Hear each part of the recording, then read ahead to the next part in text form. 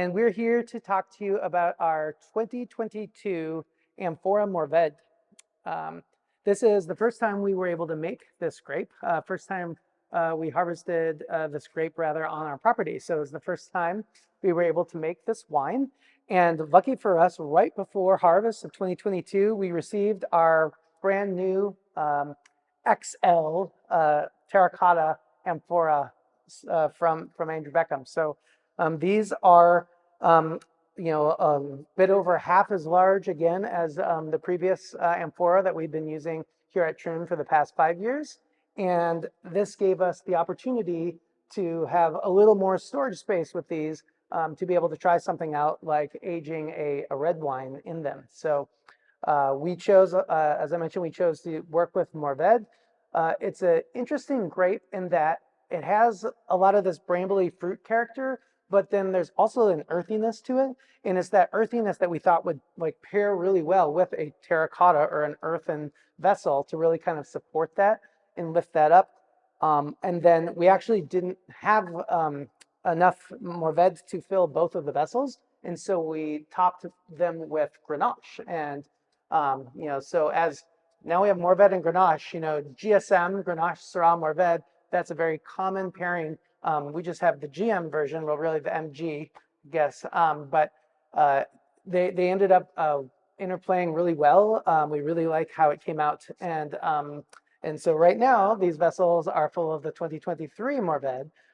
We did have enough in Mourvèdre in 2023 to fill them up completely, but we are now topping these with Grenache because we really enjoyed that kind of interplay between the really fruity Grenache with the Mourvèdre that brings some of those darker notes and that earthiness and some savory character. So we're just really excited how this wine came out, and I know you're going to enjoy it. So both the Mourvèdre and the Grenache that went into these amphora were fermented in our open top fermentation bins that we use. Those fermentations happened outside. So as with all of our red and amber fermentations, we use the sun and our forklift for our temperature control, which just gives us these really beautiful, long, slow fermentation curves. After pressing, the wine was pumped into the amphora where it spent about 10 months aging before it was racked into tank for settling. This had a little bit of sulfur added to it, and now it's in the bottle that you're enjoying. Yeah, and a cool thing about the fact that these open top fermentations did occur outdoors. They were outside in an area we kind of, as Hannah mentioned, if we wanted them to warm up a little bit, we had them in the sun. If we wanted to cool down, we put them under the shade of these nice oak trees.